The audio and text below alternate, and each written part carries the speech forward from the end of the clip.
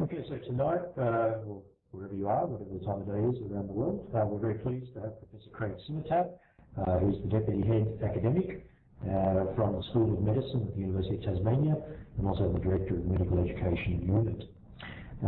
And obviously these webinars that we have are around assessment, and today's session is going to be around assessment analytics, that is the quality and efficacy of our assessment questions. And this is something that I am very, very interested in personally, because I think one of the really critical issues for us now is to look at our assessment tasks and questions that we set our students and try and come up with some idea of the quality of those tasks and questions.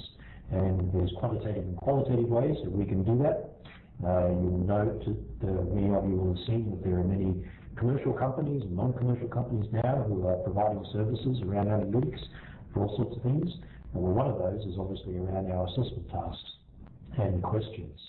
And of course the health science area has been involved in the quantitative determination of analytics around their questions for quite a while. There's quite a rich literature around this particular area.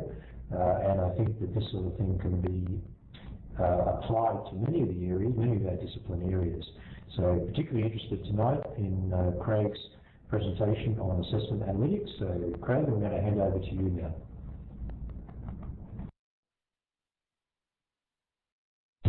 Okay, thank you very much, Jeff, for that introduction. Although tonight's presentation is headlined Assessment Analytics, Assessment Analytics is really only part of what I'm talking about. What the main thrust of the talk about is around improving quality, of which the analytical quantitative component is just one part of that.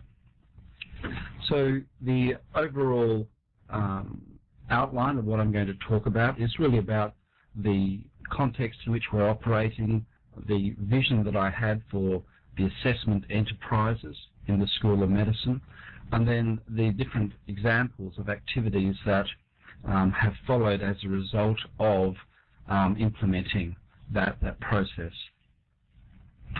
So I noticed there are a couple of colleagues here who have medical backgrounds. The School of Medicine is based in Hobart, but has campuses in Launceston and Burnie, which are roughly 2 to 4 hours away from that location. The final years of the course are conducted outside of Hobart, but the first 3 years are largely based in Hobart. We have many clinicians who teach part-time, who teach as part of their clinical work, and who also operate and work as GPs and clinicians in private practice. Our 5-year course was introduced in 2006 as part of the transformation of a traditional 6-year content-based discipline-focused curriculum. One of the things when I arrived at the University of Tasmania in 2007 was an amazing resource called the Ideal Database. The Ideal Database is a database of multiple choice and OSCE, which are performance-based questions, which have been put together by a consortium of 25 medical schools around the world. The Ideal Database, though, however, was somewhat underutilized when I first arrived. Assessment, and I just introduced one of the acronyms there, in medicine uses a whole range of instruments. You'll be most familiar with multiple choice questions, where you basically select one of the best of 4 or 5 options. Short answer questions. We also use what we call extended matching questions, and they're really upside down multiple choice questions, where you have a leading question, you have a series of say 3 or 4 vignettes, and then between 1 and say 15 options which best match the question asked or are appropriate to that vignette.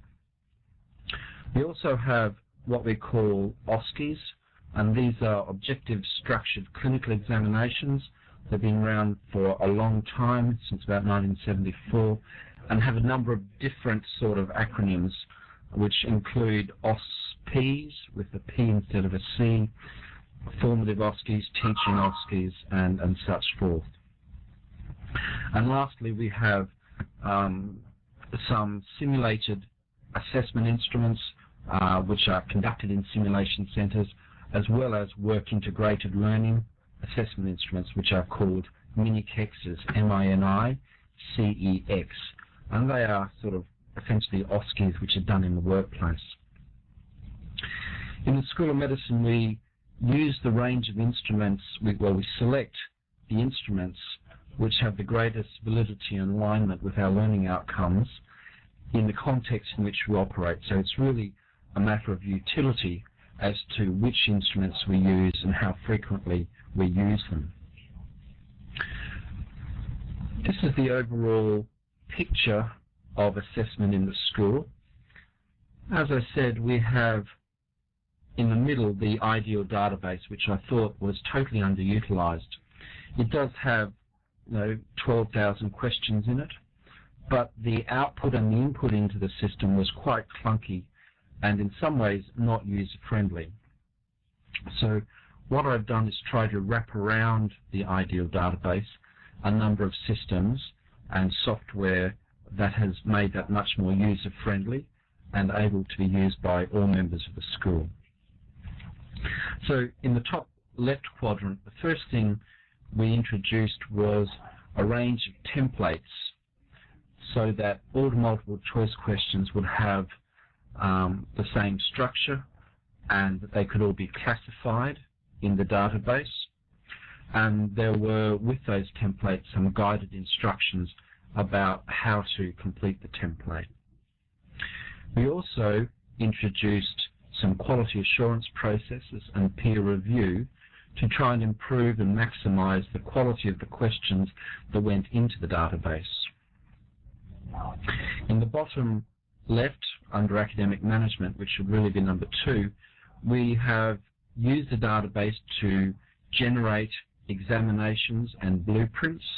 We have used the database to search for questions that are sort of missing from the list of pool of questions we have on an exam. We've also used the database to automate standard setting and student feedback. The reporting functions rely on the outputs of the database, which we have extracted into an Excel spreadsheet and software file so that we can provide automated reporting on the quality of our examinations and also the quality of the assessment items in that examination. And this has been a key element of closing the loop. And finally, on the right-hand quadrant, we have the ability to extract from the database questions that students can do online as part of formative assessment. I'm pleased to say that in 2007, when I had this idea, our head of school was able to support that with a small, what I thought was a relatively small investment, and it's probably around $50,000 today, including not including the assessment officer's time involved in this. So validity is one of the key things that we're interested in assessment. And for what we might call high stakes end of medical course assessments, we want to be sure that we're measuring what we think we're measuring and that we can measure that reliably. I would argue that validity really has 2 components: the quantitative components, which are often around psychometrics, and the qualitative components. And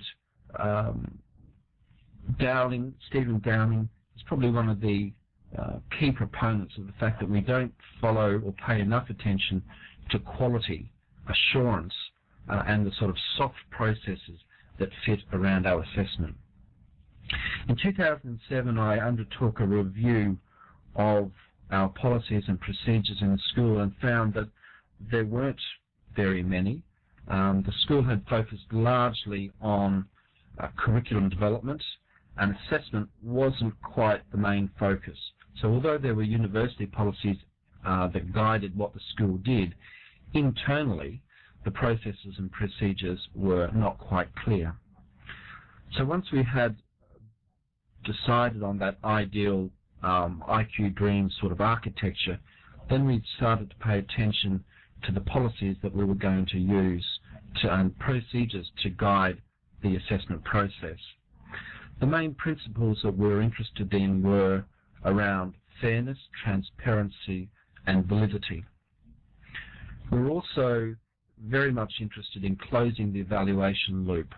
And I think Jeff has alluded to the fact that often we have lots of psychometric data that comes out of assessment, but what does anyone actually do with that? And that was something that we wanted to build into the loop and hopefully to demonstrate proved valuable to the school. And lastly, we were going through a restructure of the school administrative function section at the time, so we wanted to work out how best we could influence that decision-making, the decision-making around that structure so it would best support our assessment. One of the very first things that the quality assurance guide talked about was blueprinting. But before I go there, I'll actually go to the quality assurance guide so people can have a look at what we did. And Matthew has already identified the URL in the chat window earlier. The guide which we produced identified a number of principles to start off with. So these general principles were, and I'm not going to go through all of them, started off with the notion that we should try and align our learning outcomes with the teaching activities and assessment methods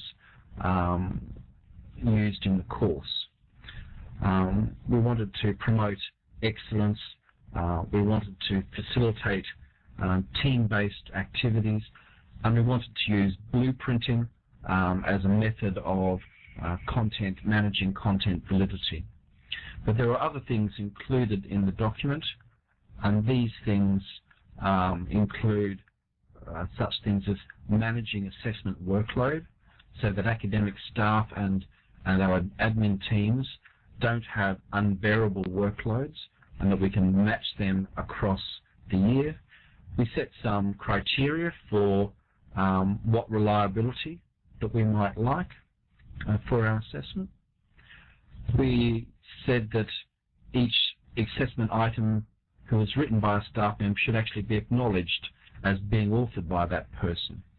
And then we had some processes that also related to examination management around copying, security, and such forth.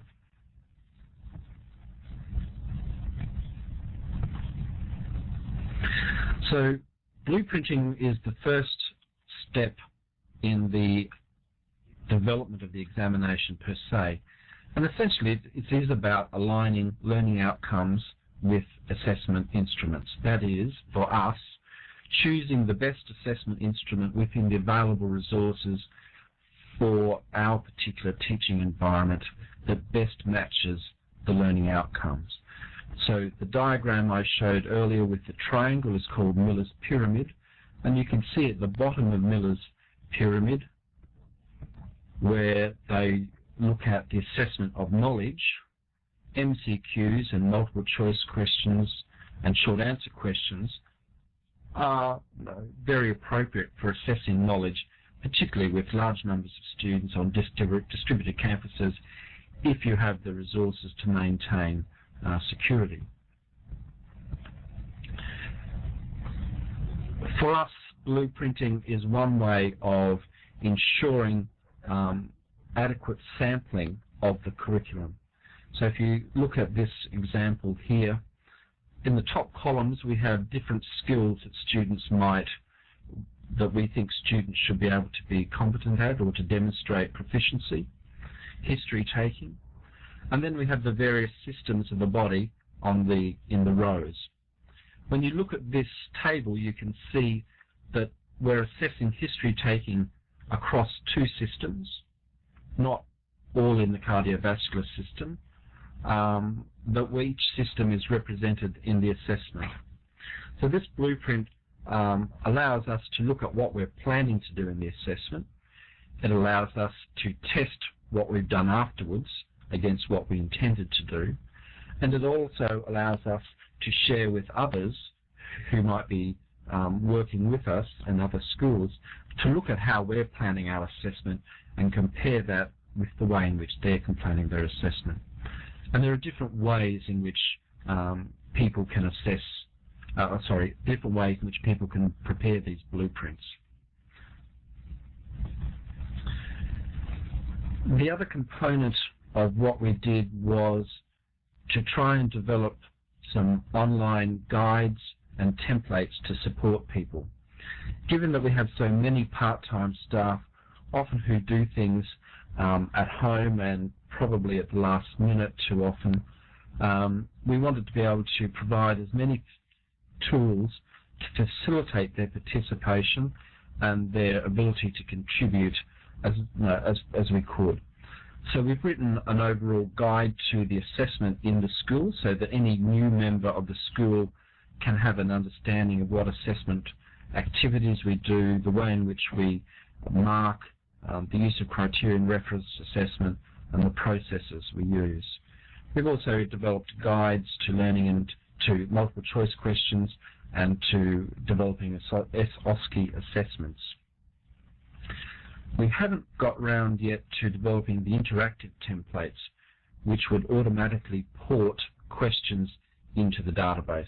That's something we're still working on.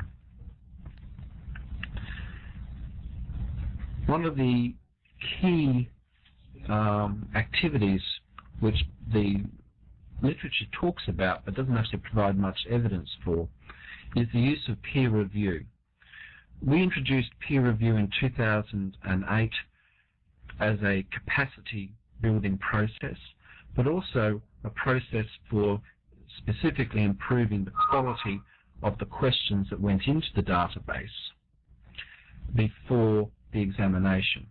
Certainly you can improve the quality of questions after an exam, but we wanted to have the best quality questions go into the paper in the first place. So although we introduced this system in a face-to-face basis, that occupied a lot of time, and people were, although very happy to participate, were conscious about the amount of time that it took. We have been able to demonstrate through the analysis processes a sustained and significant improvement in the quality of multiple choice questions over the last couple of years. We have also introduced online opportunities for people to critique multiple choice questions and exam papers, and we found that the uptake, when we used online peer review only, we didn't actually find any improvement in quality.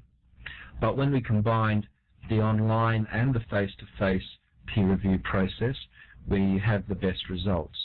And that's primarily because the people who couldn't attend the peer review session wanted to have an input, and so wrote their responses in the online environment so that they could be considered in the final exam. So what evidence did we have of the quality of our systems? Well, we used the data that came out of the analysis and the analytical processes, and I'm just transferring to you an example of that paper. We show here in this table the data for, probably just focus on CAM 101, the data for an examination in 2008 before we introduced the process, and in 2009 after we introduced the process. Now, the number of examinees was relatively constant. The number of questions increased from 50 to 70. The reliability increased. from 0.5 to 0.6, roughly up to 0.8. More importantly, if we look at the number of easy items, the number of easy items decreased,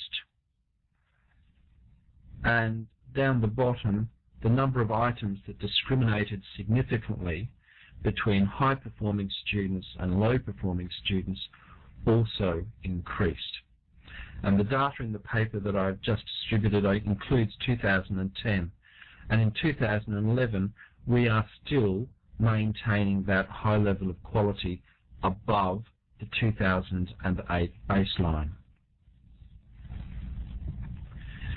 Examination management.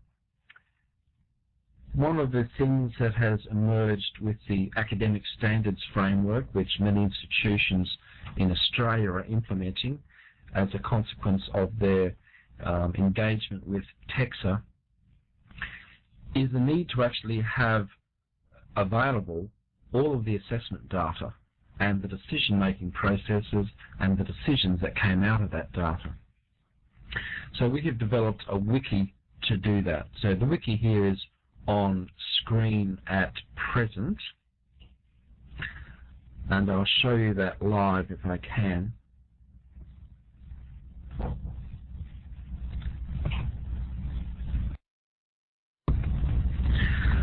So this is, can people see that? So this is the wiki.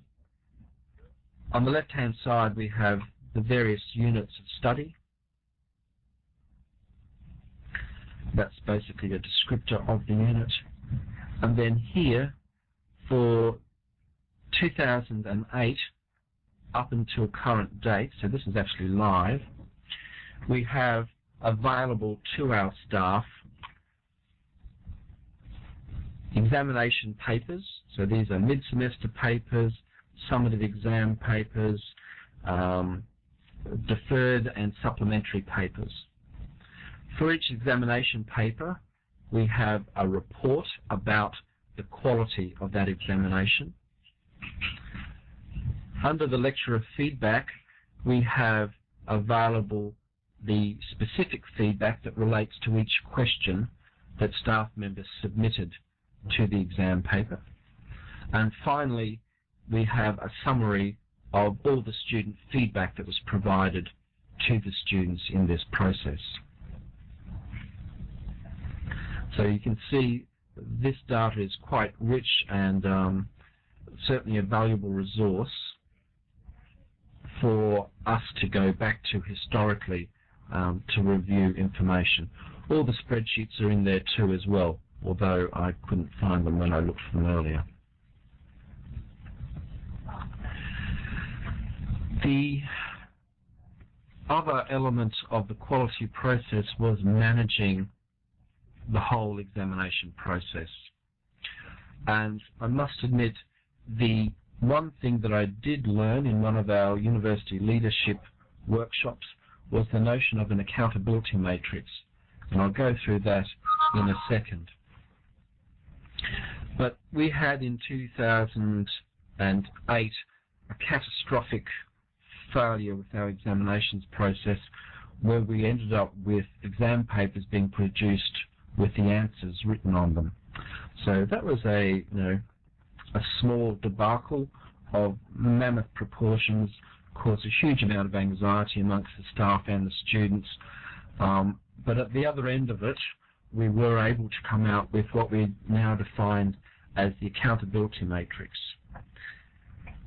And if I can show you the accountability matrix.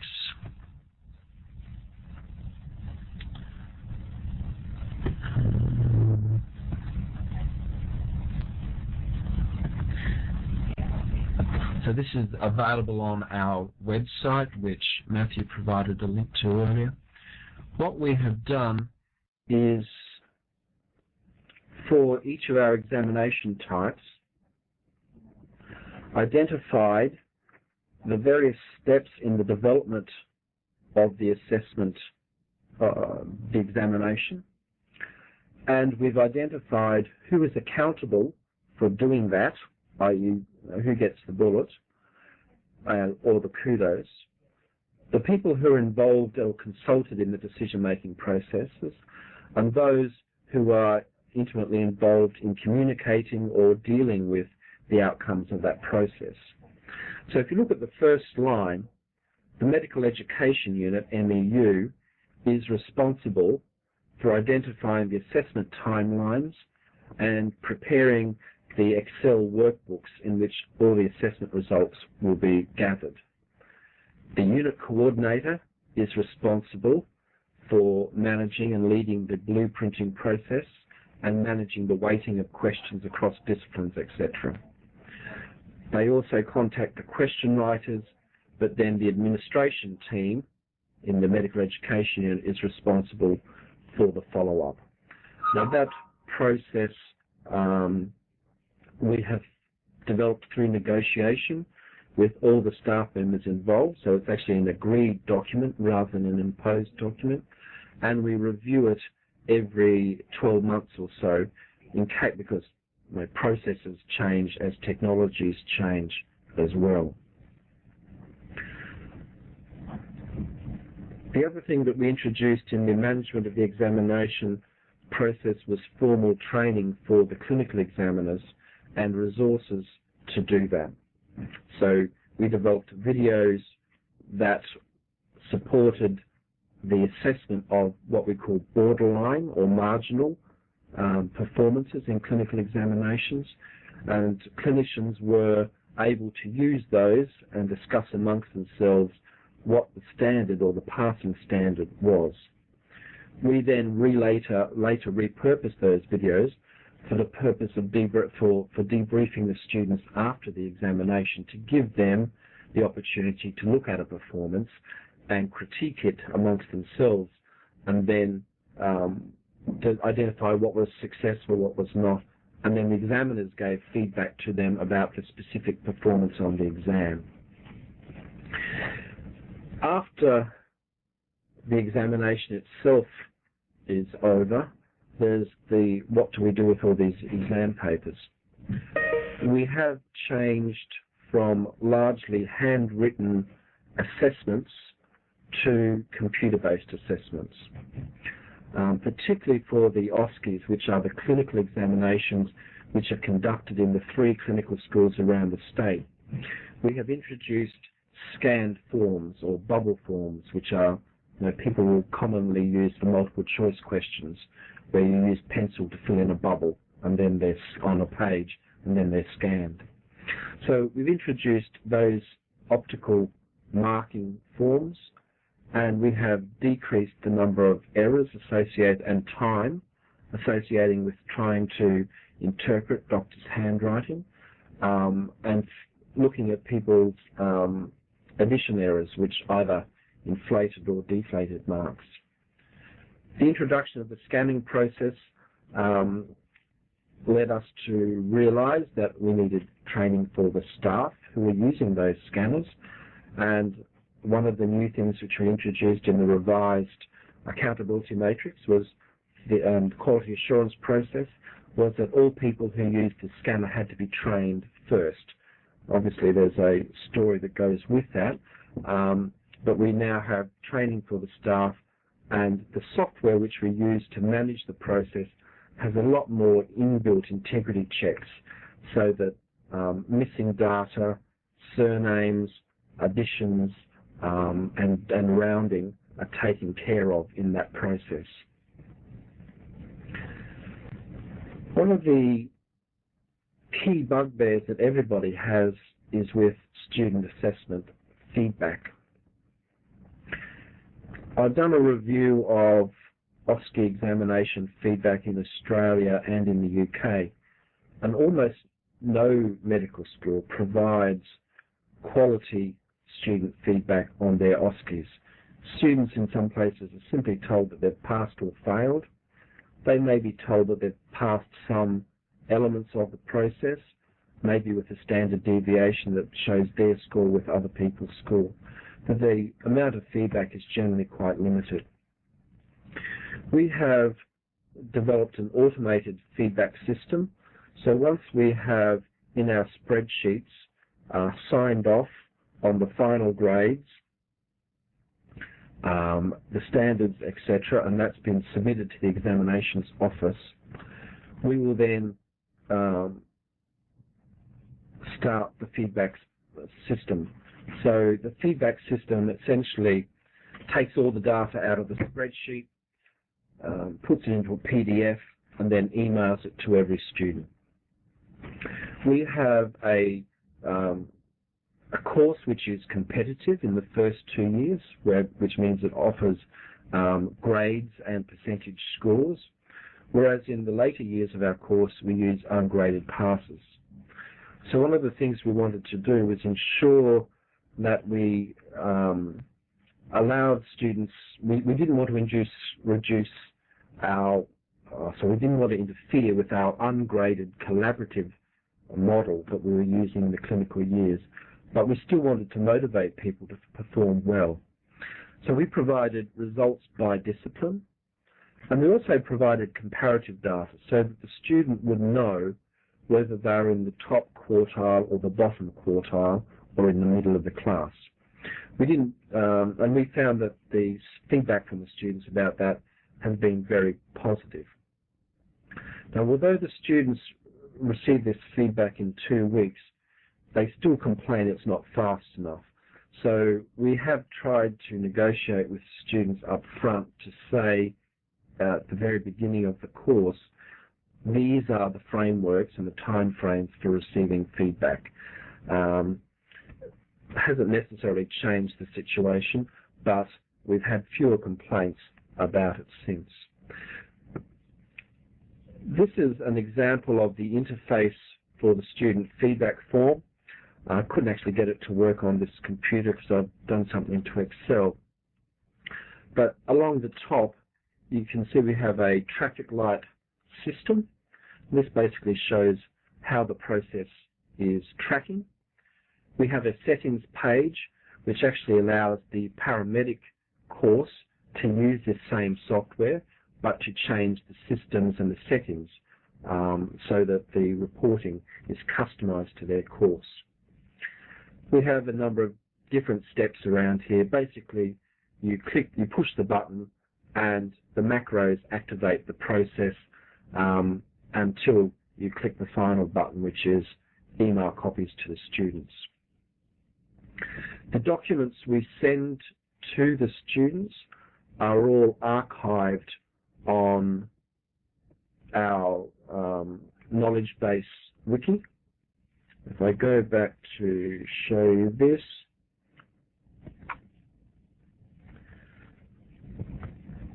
so this is a student exam in 2011.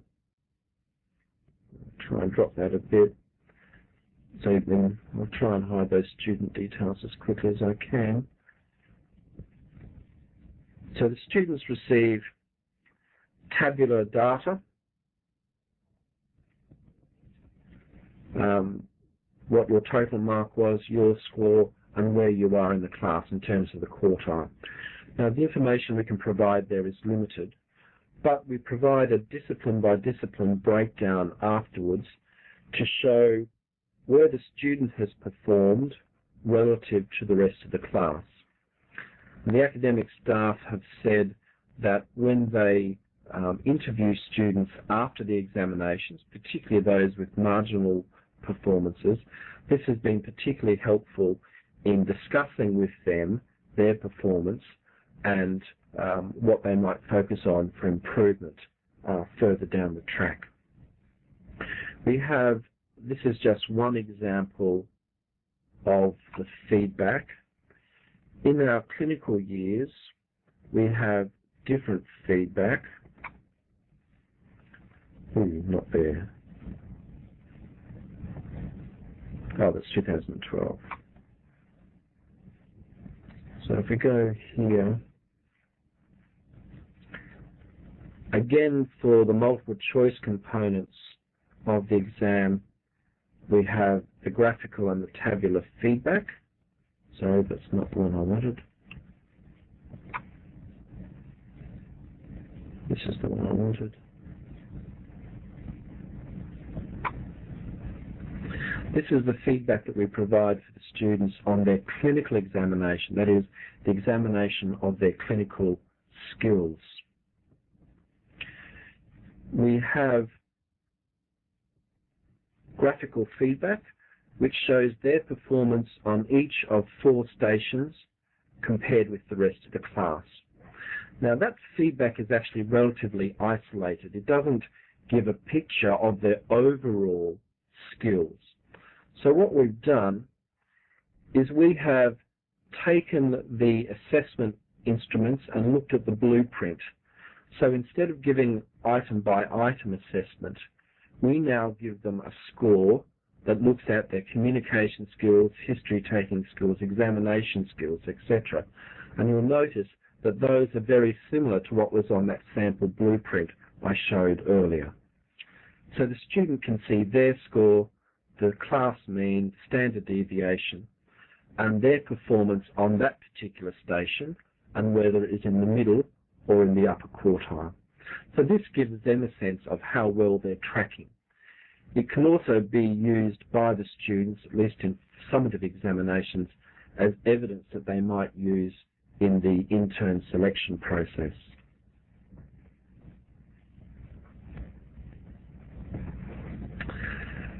Now, in the same way that we provided feedback to the students, we provide feedback to the staff. And I'll again show you the same document. Now, none of this will actually be strange to Jeff, because Jeff published a paper some time ago about this. I just have to go back to the page.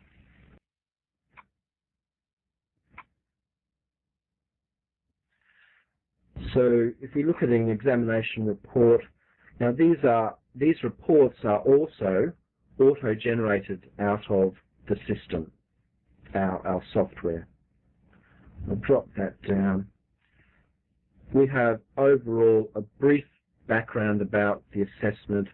We identify what the reference ranges that we use for the assessment, and then we provide graphical and tabular data for the staff. So, in this one here, you can see on this page we provide the distribution of scores for the exam, mean, standard deviation, and standard error of measurement. We also provide data that show the difficulty of the item, and you can see that the blue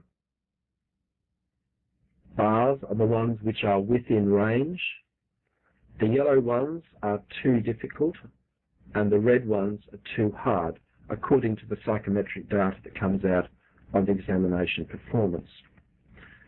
And we also provide, again, color-coded graphs that show how well the question discriminates between high-performing and poor-performing students.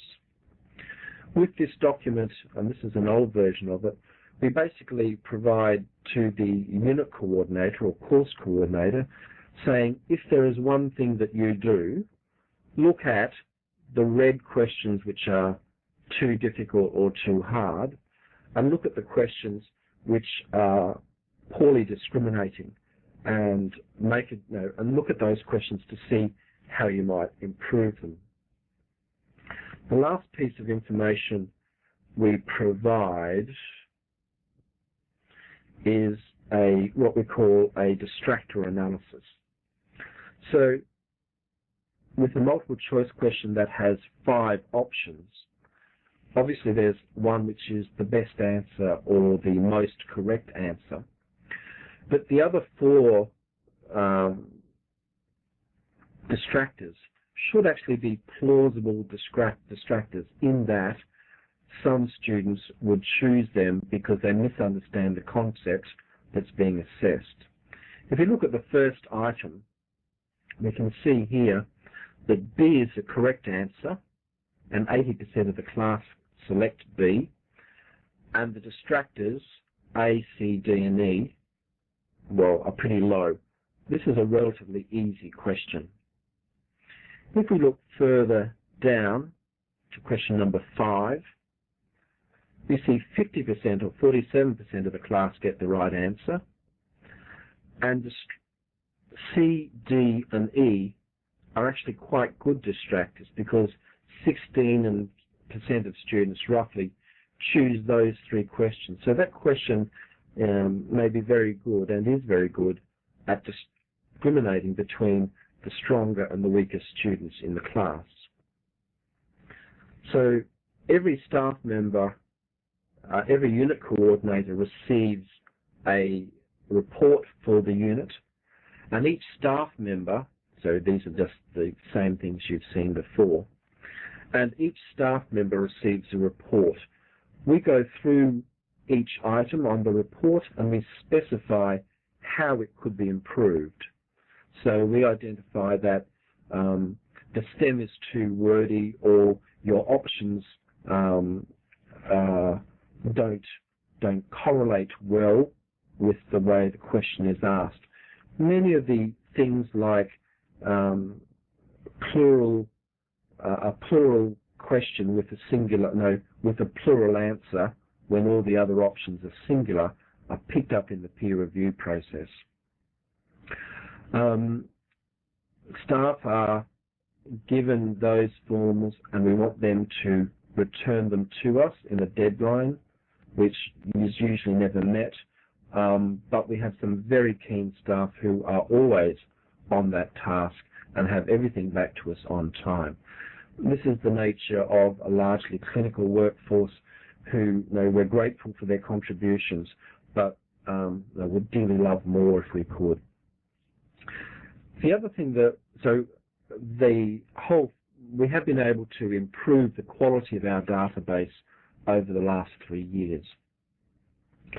One of the other outcomes of this whole adventure, or this whole enterprise in improving our whole system, has been that the software and the system has become available to others.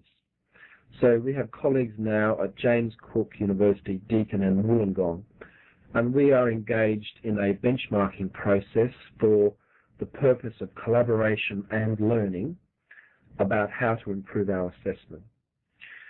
We share and have shared our blueprinting, our quality assurance processes. We develop and co-develop and peer review common exam questions. We have a series of external examiners who visit each other's school, which is doing really good for their frequent flyer points. And we've also agreed that we will share openly the data from this process. And that allows us to do our own tweaking, allowing for our own internal idiosyncrasies. The process isn't rock hard and narrowly defined. We allow people to implement things within the framework in which they're operating. So it is a collaborative process. We recognize there are some flaws in it if it was around strictly benchmarking and ranking, but we're not actually interested in the ranking component. We have used this common assessment process for year 3, and we're now using it in year 5, and over the next 6 to 9 months we shall have finished our cycle, which allows us to compare the quality of our graduates. The outcomes to date have actually been quite positive, and I think people have been surprised by what we have discovered without focusing on the ranking outcomes. So, for example, through the process of blueprinting and comparing data, we've been able to show that our students in medicine are very good at history taking.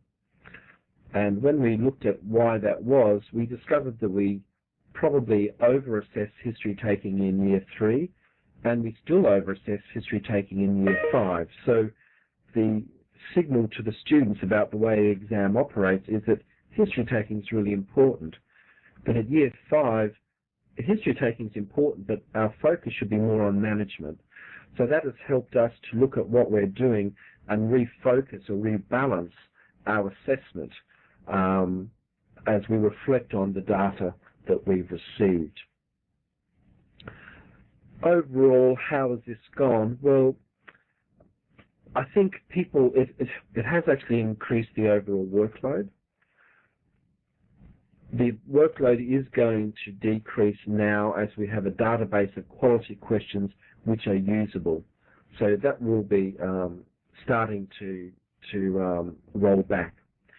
We do have some issues around sustainability, and as you'll have seen, although we've got a wiki which contains all of our data, it would be nice to have a seamless process. And our colleagues at Monash, Margaret Hay,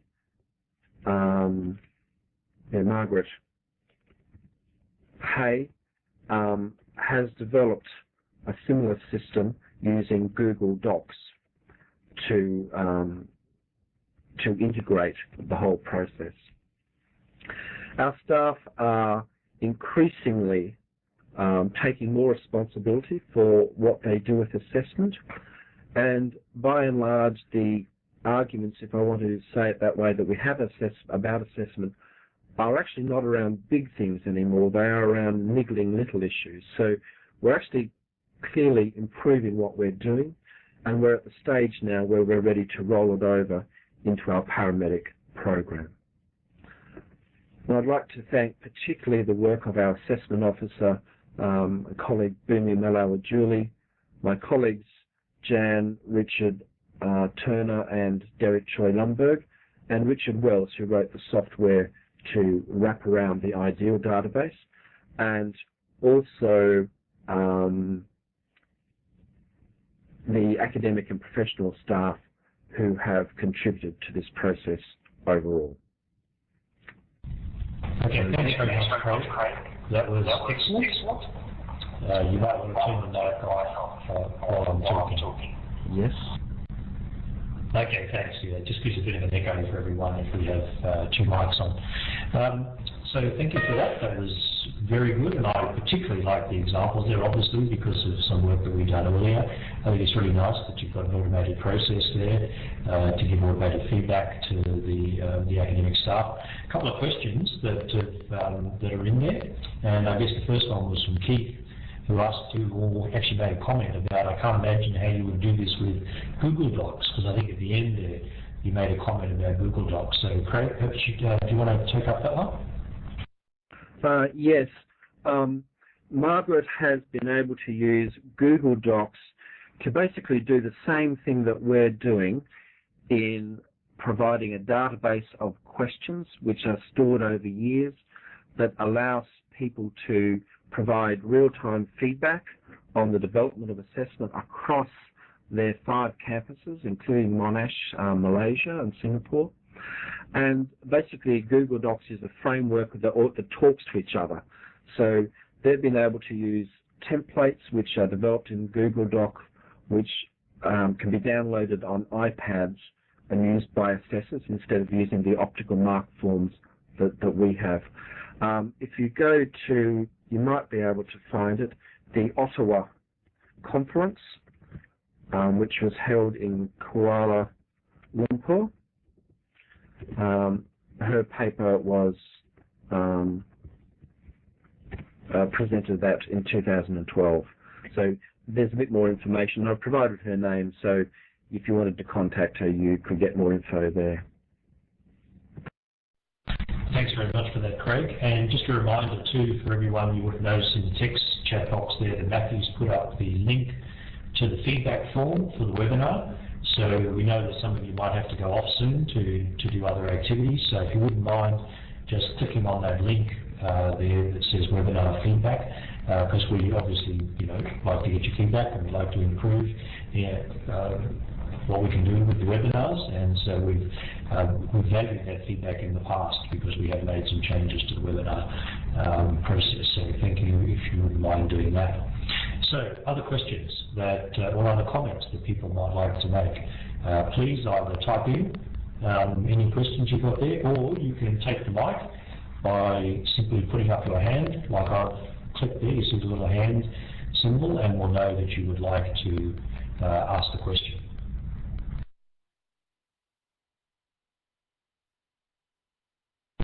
I can see David Humphries is typing something in there, so that'll come up in a sec. Just while we're waiting for that, Craig, I just wonder, you made the comment about it's more work. So I just wonder with that, what's the, in terms of, when you talk about this with the academics in particular, one of the issues that came up when we were doing some early work, as you referred to, about how academics might respond to getting this sort of feedback and what sort of format they would like it in. Certainly the issue came up about, well, okay, now you've given me all this data and this information, what am I supposed to do with it, and how much time and effort is it going to be for me to actually change my questions to sort of bring them in line with the metrics, that were being proposed. So I just wonder if, I know you made some comments about that, but do academics respond favourably to getting this sort of feedback? In other words, do they respond in the sense that, yes, that's really good feedback, I'd like to be able to change my questions, and now I need a little bit of help in how to do that? I think the first thing is that they have appreciated the feedback, because they've never really, for all the effort of writing questions, never seen any benefit in it. And I think in an environment now where there's a much greater focus on quality, people are actually able to point to these and say, look, this is the quality of my questions, this is how I've improved them over time. And we are helping some people with promotions to use this evidence as part of the case for promotion. There is a vested interest element to that, and that is the better the questions you write, the less hassle you have over the examinations, and in future, the fewer questions you will have to continue to write. Because if you improve the questions to a point where they are considered to be eligible for inclusion in the database, then we can draw those questions out in future, which means if 30% of our questions come from the database, you only need to write 70% of the exam paper. And over time, we may be able to increase that 30% to 45% as we have more quality questions in there. So there's a bit of a lag phase with this. I do think, having sat through lots of these meetings, the spirit in which people engage with them is always very positive. And I think it's one of the few times where people actually have to defend their discipline. In our initial peer review workshops, people focused on the dots and commas. And I sort of got sick of that after the second one and said, look, this isn't working. You're avoiding the real issue here.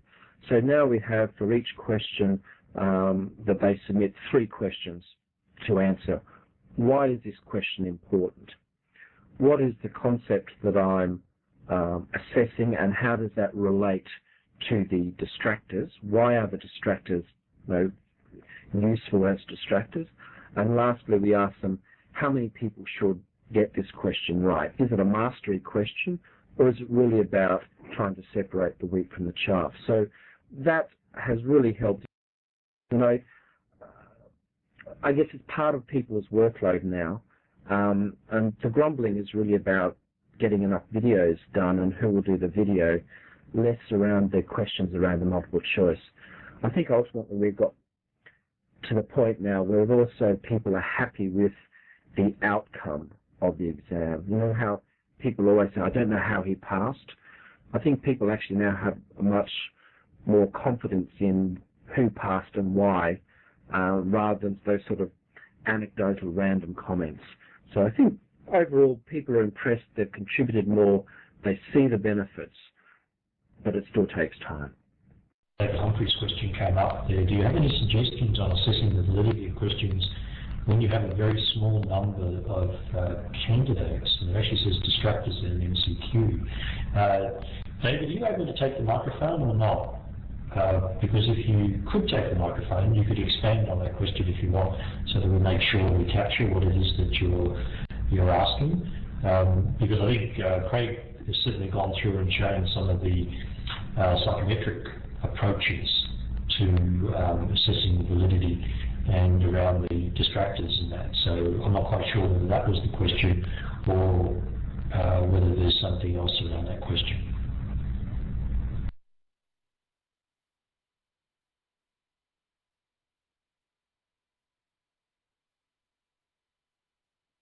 Okay, David, that's fine. Yeah, we understand not everyone has a mic available.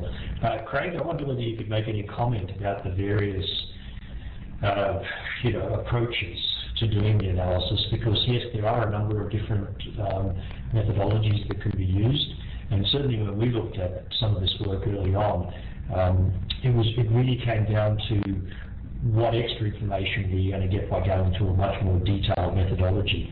So I wonder whether you had any comments about that, about which particular approach works, and how rigorous do you have to be? Which particular approach works, and how rigorous which particular approach works, and how rigorous do you have to be able to get the information you need to be able to write a better question? Okay, I guess David's raised two issues. One is around validity of the examination, and the other is about the validity of the question. I would probably assume that he's really talking about how do you improve the quality of the question when you don't have a lot of data there. And I think you have to make a judgment about what are the range of options for improving the quality of the question, and which ones of those can we use. So you would have data from the participants, but you might only have 5 people. Now, that's pretty tough because I don't think there are too many options at all for doing that. It doesn't mean the data aren't useful. Certainly if all 5 people choose the wrong option, then maybe the question was poorly written. So I think the best thing to do is to still do the analysis, but focus on the peer review and the debriefing after the exam, looking at the questions, particularly where there are, I guess, gross aberrations in item discrimination or ease of the question. There's a sort of philosophical question around whether questions are too easy or not. Is the question core knowledge that everyone should know? And if it is, then maybe it might come across as being too easy, but at least you're confident that everyone knows that. If your exam is really about designing, separating the weaker from the poorer, or clearly distinguishing between competent or not competent, then you really want to look at discrimination. As Jeff alluded to, there are a number of different statistical methods. I'm not sure any of them would really make up for having such small numbers of respondents. Other people might have comments about that. We have certainly faced that question with supplementary exams. How do we know that our supplementary exam offered to students who were sick on the day is equivalent to the other exam? And we don't, because there's only 5 students who do a sup, and we don't have enough data. But we do have data from that dramatic event where the exam papers were released with the questions on it, and the whole class volunteered to resit the paper, or part of it. And we were able to show that the blueprinting process really produced a quantitatively equivalent examination paper. So I really can't help you other than focusing very much on the qualitative peer review processes around it. You could even, I guess, trial questions voluntarily with a panel of colleagues who are perhaps interns or pathologists, interns or registrars, under secure circumstances, so you can pilot the questions before you actually use them. Just one comment there. I wondered in terms of the use of selected response formats for very small cohorts of students, and I was just wondering why one would do that. I understood, certainly in the context you were talking about, Craig, about, say, a supplementary exam where normally you'd have a reasonable number, and, you know, for these special reasons you'd have maybe only a select small group, but that wouldn't have been the original intention to have a small select group. And I wonder why selected response formats are chosen for small cohorts by themselves as opposed to a special case within a bigger cohort.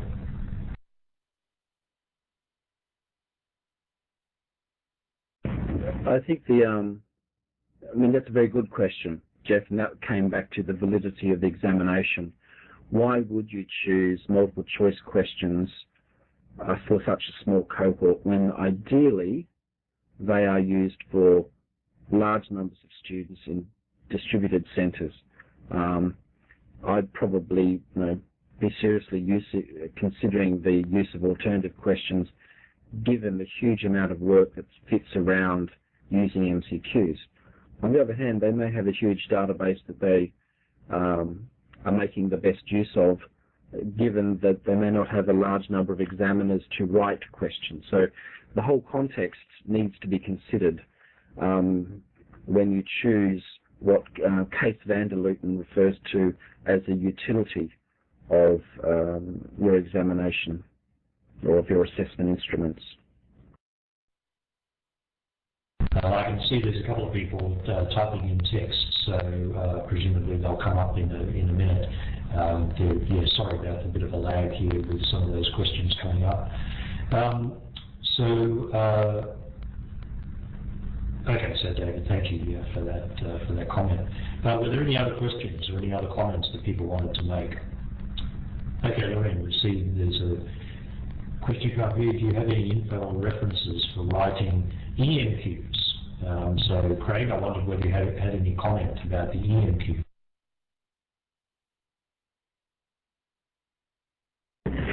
Yes, you can check on the website, and I think Matthew provided that link earlier. And I think you can also look on the National Board of Medical Examiners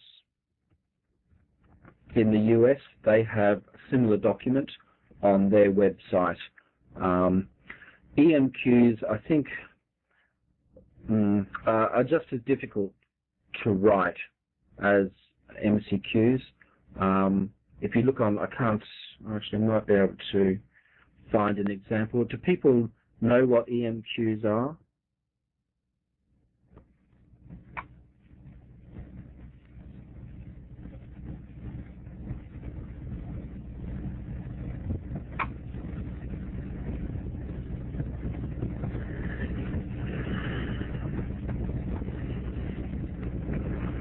I'll try and find an example for people. Just give me a second. It's on the website.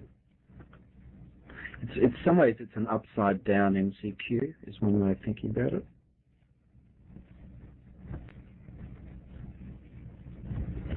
And I have to go back.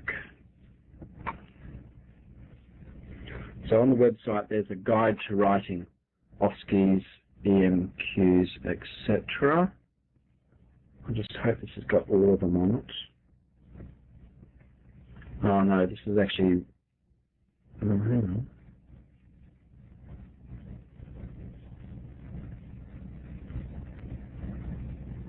No, I'm sorry, it doesn't appear to be on that one. I've got a bad link on our website. And the National Board example is here on the website down the bottom. Their item writing manual. Now that manual was done some time ago. You can download the whole version for free, which is here, and that will give you the examples. I think it'll take me too long to actually show you one.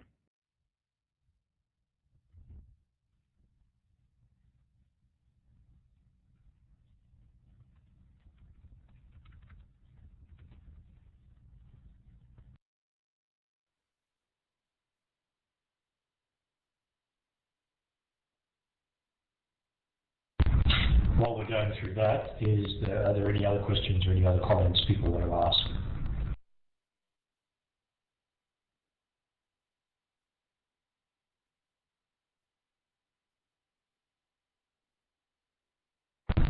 see a couple of people typing away, so we're just waiting for those to come up. Okay, Craig, there's two there. If you could read one from Keith and one from Tracy. Do you want to follow up on those ones once you've read them?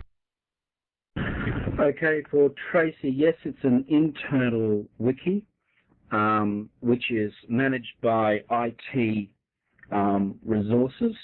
So the IT people are notoriously conservative about access. So you actually need to be a staff member, you need to have you have to be invited to join it, and you need to have additional passwords to get to that particular part, of the site. He says he likes the structure of the extended matching questions. I think it's very difficult to write an EMQ by yourself. I spent, because you start off with a theme, which might be like vitamin deficiencies. And then you have 4 scenarios which describe the particular vitamin deficiency. So you might have one around scurvy, you might have one around vitamin D, you might have one around thiamine, etc. So they're relatively easy to write, but you're not but you've got to look at what you're asking about in that EMQ. So that's a relatively simple one. But there are other EMQs which give you something like first response. So it may be you describe a particular patient scenario or scenarios. So there might be 4 scenarios. The first thing to do in this scenario is, and so then you've got the options further down there. So it can be, they can be very useful, but they are difficult to write, and I think they require a number of people to work on them to get the best outcome.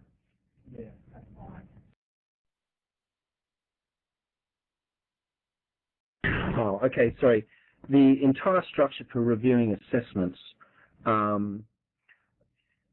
it is a time-consuming process, but we are in a profession, we are graduating medical students who go into supervised practice and whom we want to ensure are competent to do that, and we need to have the strongest confidence in our assessments, A, to assure the public that we are, and B, also to withstand student appeals.